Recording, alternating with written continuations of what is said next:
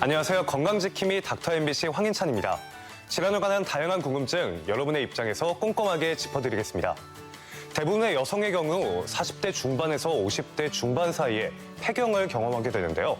그런데 폐경 이후 여성 호르몬의 결핍으로 인해 여러 가지 신체 변화들은 물론 정신적인 증상들로 삶의 질이 떨어지게 됩니다.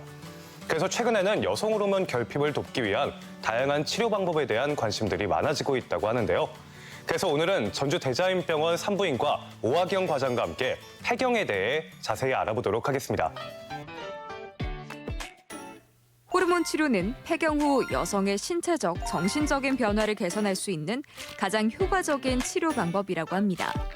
호르몬 치료는 갱년기 증상이 나타나는 50대 초반에 시작하는 것이 좋지만 호르몬 치료에 대한 정확한 이해가 필요한데요. 그래서 오늘은 산부인과 전문의 오하경 과장과 함께 폐경에 대해 알아보겠습니다. 안녕하세요. 네. 안녕하세요. 요즘은 폐경 후에 호르몬 치료에 대해서 관심이 많아졌다고 하는데 실제로도 그런가요? 네, 100세 시대라는 말이 있죠. 아직 100세 시대는 아니지만 2020년 통계청에서 발표한 우리나라 여성의 평균 수명은 86.5세입니다. 하지만 우리나라 여성들의 평균적인 폐경 나이는 만 49세에서 50세로 시대가 지나도 고정이 되어 있습니다. 수명이 늘어남에 따라 그 갭이 점점 더 벌어지겠네요. 그렇죠. 폐경 이후의 삶이 점차 증가한다는 것을 의미를 하고요. 따라서 그래서인지 이제 폐경 후에 삶의 질에도 관심이 높아지고 있는 것 같습니다. 그렇다면 먼저 정확한 정의를 한번 살펴보면 좋을 것 같은데요. 폐경이라는 것은 어떤 상태를 의미하는 걸까요? 네, 가임기 시기에 매달 발생하는 월경은 여성 호르몬의 자극으로 인해서 자궁 내막이 두꺼워졌다가 떨어지면서 발생하는 현상입니다. 이 여성 호르몬을 분비하는 기관이 바로 난소라는 장기인데요. 나이가 들어감에 따라 이 난소의 나이도 들어가게 되기 때문에 여성 호르몬의 분비가 점차 감소하게 되고 이로 인해서 월경이 점차 불규칙하게 변하게 됩니다. 이때 난소의 기능이 소실되면서 월경이 영구히 없어지는 현상을 폐경이라고 합니다. 네, 그렇다. 폐경과 갱년기가 좀 정확하게 구분이 안 되기도 하는데요. 둘은 어떤 차이가 있는 걸까요? 갱년기는 폐경 이행기를 뜻하는 말인데요. 가임기 시기 매달 월경을 하는 시기에서 월경이 완전히 없어지는 폐경으로 가는 그 사이 기간, 즉 증상적으로는 월경이 불규칙해지는 그 시기를 폐경 이행기라고 합니다. 그렇다면 갱년기는 폐경으로 향해 가는 그 과정을 또 의미한다고 볼 수도 있겠네요. 그렇죠. 그렇다면 폐경이나 갱년기, 의학적으로는 어떻게 진단이 되나요? 폐경은 마지막 월경 후 무월경이 1년 정도 지속이 됐을 때 그때 비로소 폐경을 진단을 하게 되고요. 앞서 말씀드렸듯이 폐경 이행기는 그 사이에 월경이 불규칙한 기간을 의미를 합니다. 하지만 다른 이유로 월경이 불규칙하게 나타나는 경우도 있고 또 무월경이 몇 달 동안 지속되는 경우도 있어요. 그래서 그런 애매한 경우라면 저희가 피검사를 통해서 난소를 자극하는 호르몬인 난포 자극 호르몬의 상승 정도로 폐경으로 가고 있는지 또 폐경이 됐는지를 예측하는 지표로 사용할 수 있습니다. 그리고 또 개인 간의 차이는 있겠지만 아까 연령대를 얘기를 해주셨듯이 폐경은 그럼 정확히 언제쯤 찾아오는 걸까요? 우리나라의 경우는 평균적으로 만 49세에서 50세에 이제 나타납니다. 폐경 이행기의 경우 개인차가 크지만 폐경 전 2년에서 8년 정도로 다양하게 나타나고 있고 평균적으로는 5년 정도 걸립니다. 아까 개인차가 좀 있다고 얘기를 해주셨는데요. 그렇다면 폐경 시기에 영향을 미치는 요인들에는 어떤 요인들이 있을까요? 먼저 흡연을 하는 여성의 경우 폐경이 더 이르게 옵니다. 특히나 흡연의 기간이 길수록 흡연의 양이 더 많을수록 폐경의 연령이 더 이르게 오는 것으로 되어 있고요. 금연을 한 후에도 동일한 영향을 미치는 것으로 되어 있습니다. 금연을 해도 영구적으로 우선 영향이 오는 거네요. 그렇죠. 또한 체내 지방이 여성 호르몬 생성에 영향을 미치기 때문에 마른 여성분들이라든지 또 영양 상태가 불량하신 분들 혹은 채식주의자인 경우에 좀 폐경이 더 이르게 올 수 있습니다. 하지만 반대로 경구피임약을 복용을 하시거나 초경의 연령, 신장 이런 것들은 폐경의 연령과는 상관이 없습니다. 아, 그렇군요. 네. 그럼 언젠가 반드시 찾아오는 것이 또 폐경이지만요. 폐경이 빨리 찾아오면 우리 건강에 좋지 않은 부분들도 혹시 있을까요? 네, 여성 호르몬은 여성의 몸에서 많은 보호작용들을 가지고 있어요. 특히 심장, 혈관, 뇌, 특히나 뼈에 대한 보호작용들을 가지고 있거든요. 중요한 역할들을 하네요. 네. 그래서 너무 빠르게 폐경을 맞이하는 경우는 이런 보호작용들을 너무 조기에 상실을 하는 효과를 가져오기 때문에 골다공증이나 이런 위험성이 너무 빠르게 증가를 하게 되죠. 45세 이전에 폐경이 나타나는 경우 이른 폐경이라고 부르고 40세 이전에 폐경이 나타나는 경우를 조기 난소 기능 부전이라는 표현을 쓰는데요. 특히나 이런 조기 난소 기능 부전 환자들의 경우는 꼭 호르몬 치료가 필요하겠습니다. 네, 그리고 평균 연령이 늘어나다 보니까 더욱더 그런 부분에 대해서 걱정이 많이 될 것 같기는 합니다. 그럼 이제 폐경에 대해서 더욱 자세히 알아보려고 하는데요. 구체적으로 폐경이 발생하면 어떤 증상들이 수반되나요? 폐경 증상은 에스트로겐이라고 하는 여성 호르몬의 분비가 감소하면서 발생하는 현상입니다. 그래서 다양한 증상들이 시기에 따라서 단계적으로 발생을 하게 되는데요. 증상이 폐경이 된 후 발생되는 경우도 있지만 폐경 이행기, 즉 생리를 불규칙하게 하는 기간에도 발생되는 경우도 있습니다. 갱년기 중에도 그럼 발생하는 경우가 있다는 거군요. 그렇죠. 네. 그래서 가장 먼저 초기에 나타나는 증상은 가장 흔하게는 안면 홍조, 안면 열감이라고 하죠. 하루에도 몇 분씩 몇 번에 걸쳐서 얼굴에 화끈거림이나 식은땀, 홍조 등이 이렇게 발생을 하게 됩니다. 저 좀 얼굴이 화끈거린다는 얘기를 어머니한테 좀 많이 들었던 것 같거든요. 네, 맞습니다. 많은 분들이 호소를 하시는데 60% 정도의 여성에서 경험을 한다고 되어 있을 정도로 굉장히 흔하고요. 또 많이 불편해라 하세요. 특히나 이런 증상들이 야간으로 이어지는 경우는 수면장애나 불면으로 이어지기도 하고요. 또한 심리적인 증상으로는 우울이나 짜증, 신경과민 등이 나타날 수 있습니다. 또 폐경이 된 지 몇 년이 지난 후 서서히 발생하는 악읍성 증상에는 피부의 변화가 있습니다. 여성 호르몬이 감소되면서 피부의 콜라겐 함량이 감소하게 되는데요. 그래서 피부 탄력이나 강도가 점차 낮아지게 됩니다. 이런 변화들은 몸이나 얼굴의 피부에도 오지만 여성 호르몬의 영향을 받는 기관인 요도와 질에 더 심하게 나타나요. 그래서 성교통이라든지 질 건조감 이런 것들이 나타날 수 있습니다. 마지막으로 폐경 후 10년 정도 후에 발생하는 만성적인 효과인데요. 앞서 말씀드렸던 심장이나 혈관, 뇌, 그리고 뼈에 대한 보호작용들을 상실하는 효과가 있기 때문에 골다공증이나 심혈관 질환, 알츠하이머 등의 위험성이 올라가게 됩니다. 그렇다면 갱년기 때부터 폐경이 된 이후 몇 년까지 정말 다양한 증상들이 나타난다고 보면 되겠네요. 네. 그렇다면 이러한 증상들을 좀 완화시킬 수 있는 방법들도 당연히 있겠죠. 네, 가장 흔한 증상인 안면 홍조나 불면을 완화시킬 수 있는 방법으로는 주변 환경을 좀 시원하게 유지해 주시는 것이 좋아요. 그래서 옷을 얇게 입으시거나 시원한 물로 샤워를 하시거나 혹은 침실을 좀 시원하게 해주시는 그런 방법들이 도움이 될 수 있습니다. 또한 이러한 증상들을 악화시킬 수 있는 매운 음식이나 카페인 그리고 뜨거운 음료들을 피해 주시고 특히나 담배와 술은 피해 주시는 게 좋습니다.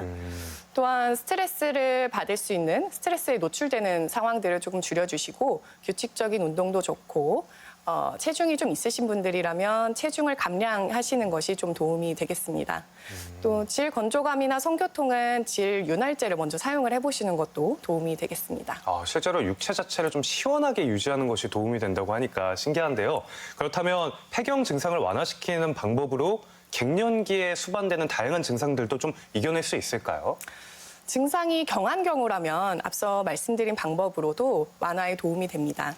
하지만 증상이 이제 심한 경우도 있고 여성 호르몬의 폐경 증상은 결국 여성 호르몬의 농도가 감소하면서 나타나는 몸의 변화이기 때문에 외부에서 조절하는 방식으로는 해결되지 않는 경우가 많습니다. 그래서 이런 경우라면 여성 호르몬을 투여해서 근본적으로 해결을 해주는 것이 치료가 되겠습니다. 네, 좀 상태가 심한 경우에는 여성 호르몬 치료가 동반되면 좋다라고 얘기를 해주셨는데요. 그렇다면 증상이 없을 경우에도 그냥 모두가 여성 호르몬 치료를 이 시기 때쯤 받으면 좋은지 그것도 궁금합니다. 아니요, 그렇지는 않습니다. 폐경은 반드시 치료를 해야 되는 질병의 상태는 아니고요. 누구나 겪게 되는 인생의 과정 중에 하나인데요. 하지만 이런 변화 때문에 찾아오는 변화들, 특히 급성 증상은 많은 여성들의 삶의 질을 낮추게 되고 또 만성적인 변화로 또 빠른 노화를 겪게 되죠. 그래서 이때 호르몬 치료는 삶의 질을 향상시켜주고 이러한 노화들을 약간은 늦추는데 도움이 되는 치료라고 생각하시면 조금 이해하시기 쉬우실 것 같습니다. 네. 그래서 치료의 적응증을 살펴보면 가장 먼저는 안면 홍조나 불면 또는 기분 변화 등의 급성 증상이 있는 경우고요. 두 번째로는 비뇨 생식계 증상, 질 건조감이나 성교통이 너무 심한 경우인데요. 꼭 나이가 드신다고 해서 성생활이 활발하지 않거나 또 성욕이 줄어드는 것은 아니거든요. 그래서 부부 관계를 꼭 피하게 되거나 이런 문제들로도 많이들 내원을 하십니다. 또 마지막으로 호르몬 치료는 골다공증의 예방 목적으로도 승인이 나 있는 치료제이기 때문에 꼭 급성 증상이 없더라도 만성적인 변화를 예방하거나 치료하는 목적으로도 호르몬제가 도움이 될 수 있겠습니다. 예방의 목적으로도 쓰일 수가 있군요. 그렇다면 호르몬 치료는 어떤 방식으로 진행이 되나요? 약을 먹는 건지 주사를 놓는 건지 그런 것도 궁금합니다. 네, 가장 흔하게는 약으로 먹는 방법을 사용을 하고 있는데요. 약으로 먹거나 피부에 바르거나 바르는 또 방법도 있군요. 네, 패치로 붙이는 이러한 방식들은 모두 다 이제 전신적인 효과를 내는 방법들인데요. 전신 효과를 내기 때문에 여성 호르몬이 낮아지면서 발생되는 모든 증상들뿐만 아니라 장기적으로 뼈를 보호하는 이런 효과들도 함께 낼 수 있습니다. 하지만 반면에 전신 효과가 있기 때문에 호르몬 치료를 하면 안 되는 다른 질환들이 있는지 담당이와 잘 상의 후에 시작을 하셔야겠고요. 네. 국소적인 방법으로는 여성 호르몬 질정이나 질 크림을 이용해서 질이나 요도에 국소적으로 효과를 내는 방법이 있습니다. 그러면 그쪽 부위에만 효과가 나타나는 건가요? 네, 그래서 다른 증상이 없이 질 건조감이나 성교통만 호소하시는 경우에 좀 효과적으로 사용을 해볼 수 있고요. 또 국소적인 방법이기 때문에 다른 만성 질환과의 관련성이라든지 이런 전신적인 걱정 없이 사용해 볼 수 있겠습니다. 네, 많은 분들이 이렇게 걱정하시면서 병원을 멀리하지 않으셨으면 좋겠는데요. 병원에 내원하셨던 환자분들 중에 특히 기억에 남으시는 환자분이 있으실까요? 네.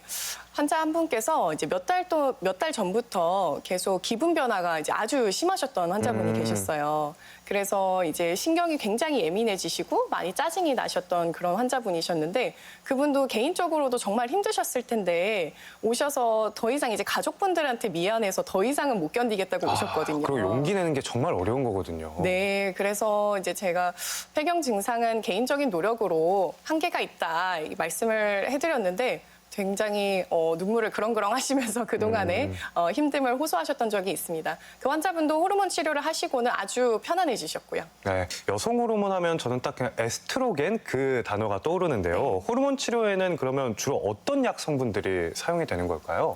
네, 가장 기본은 말씀하신 부족 증상을 초래하는 에스트로겐이라는 성분을 투여를 해주는 것이 가장 기본입니다.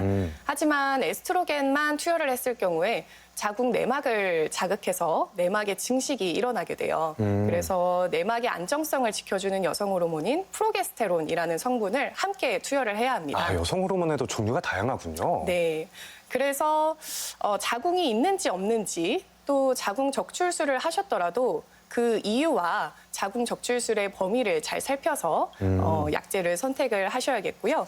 또한 환자분 증상의 심각성을 따져서 효과를 낼 수 있는 가장 낮은 용량으로 선택을 하는 것이 중요하겠습니다. 그리고 호르몬 치료라고 하면 좀 몸에 전반적으로 영향을 미치다 보니까 걱정하시는 분들이 많잖아요. 네. 이 치료를 하기 전이나 아니면 진행 중에 필요한 검사들이 있을까요?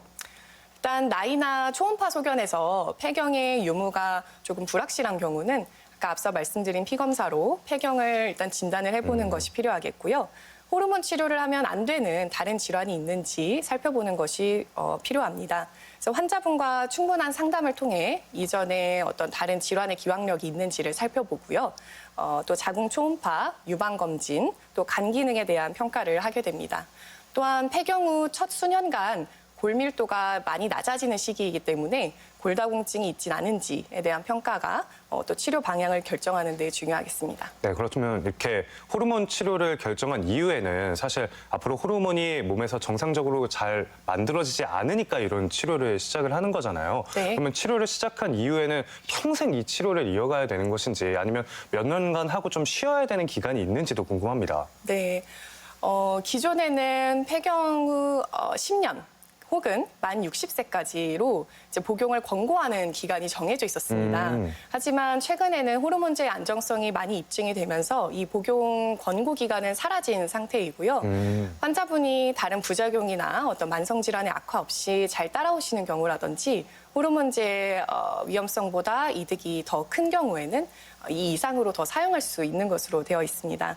따라서 이전에 갱년기 증상의 심한 정도라든지 또 골다공증의 위험성 등을 판단을 해서 그 시기를 결정하는 것이 중요하겠습니다. 네, 아까 호르몬제 부작용이 좀 많이 없어져서 비교적 투약 시기가 늘어났다 이렇게 얘기를 해주셨잖아요. 근데 호르몬 치료라고 하면 딱 제가 생각나는 건 막 남성 호르몬, 막 스테로이드제 이런 좀 무시무시한 이름들이 덩달아서 생각이 납니다. 이 여성 호르몬 치료를 했을 때 부작용 같은 건 또 없을까요?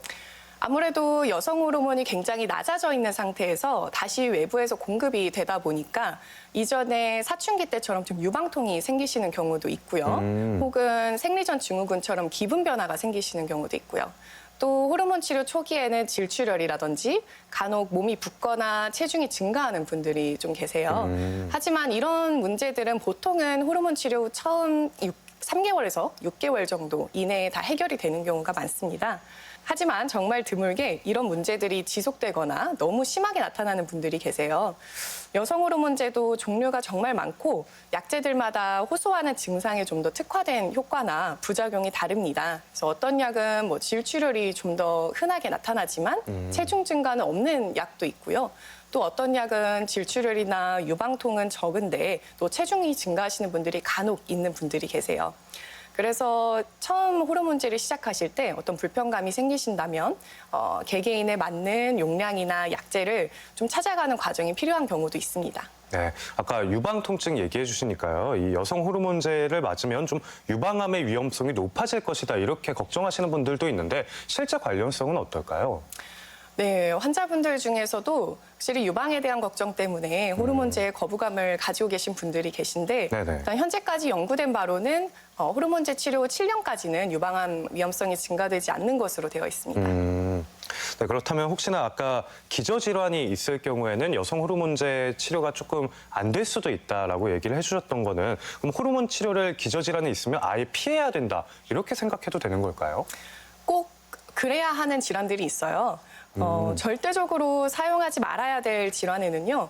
여성 호르몬의 영향을 받는 장기인, 유방, 그리고 자궁 내막에 암이 있었던 경우이고요. 또 혈전과 관련된 질환, 그래서 뇌혈관, 심혈관 질환, 또 심부정맥 혈전증이 있었던 경우고요. 또 간질환이 있었던 경우, 진단받지 않은 질출혈이 있는 경우에는 사용하면 안 됩니다. 근데 이외에도 좀 주의해서 사용해야 하는 그런 질환들이 있기 때문에 시작 전 담당의와 잘 상의 후에 시작을 하셔야겠습니다. 네, 그럼 이렇게 폐경 이후에 치료를 받든 치료를 받지 않든 좀 같이 병행하면 좋은 식단 같은 것도 있을까요? 폐경 후에는 첫 수년간 골 교체율이 빨라지면서 그때부터 골 밀도가 급격하게 떨어지게 돼요. 아무래도 또 나이가 들수록 뼈 건강에 신경을 많이 쓰게 되니까요. 네. 그래서 뼈를 형성하는 원료인 칼슘과 비타민 D를 충분히 섭취를 해주는 것이 중요한데요. 칼슘이 풍부한 음식으로는 유제품, 두부, 달래 같은 채소류가 있고요. 비타민 D가 풍부한 음식으로는 우유, 오렌지 주스, 고등어나 연어 등의 생선류가 있습니다.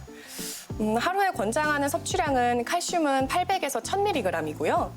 비타민 D는 1000인터유닛 이상으로 복용을 권고하고 있습니다. 음식으로 드시는 것이 가장 좋지만 우리나라의 50세 이상의 대부분의 분들의 경우 이 권장량을 다 채우지 못한다고 되어 있거든요. 그래서 그런 경우라면 영양제를 통해서라도 보충을 해주는 것이 좋겠습니다. 또한 골다공증성 골절을 예방하는 데 근육이 굉장히 중요한 역할을 하는데 나이가 들어감에 따라 근육량이 점차 감소를 하게 되거든요.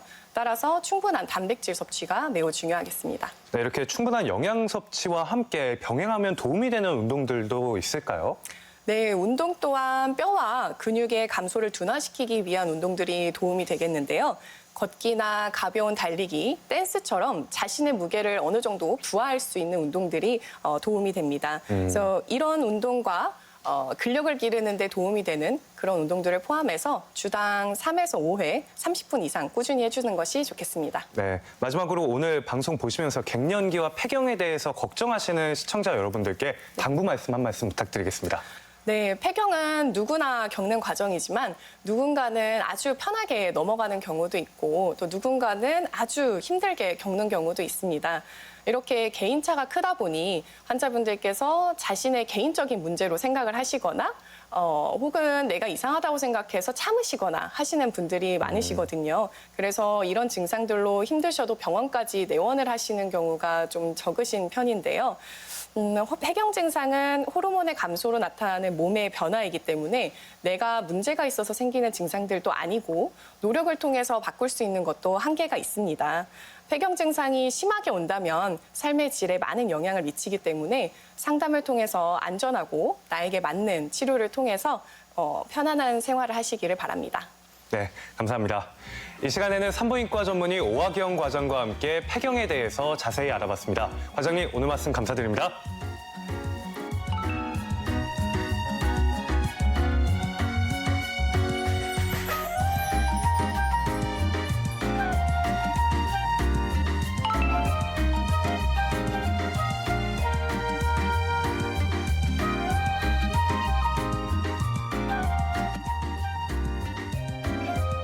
올해 체중 감량을 목표로 세운 분들 많으실 텐데요. 여전히 추운 날씨 때문에 작심삼일로 끝나신 경우 많으시죠?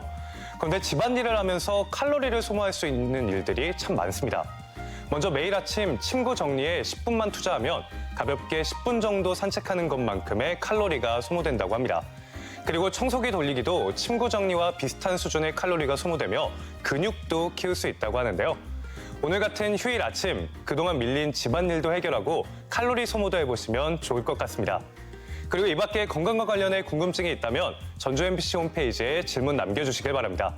닥터 MBC가 여러분의 궁금증을 해결해드리겠습니다. 저희가 준비한 소식은 여기까지입니다. 다음 주 이 시간에 다시 찾아뵙겠습니다. 고맙습니다.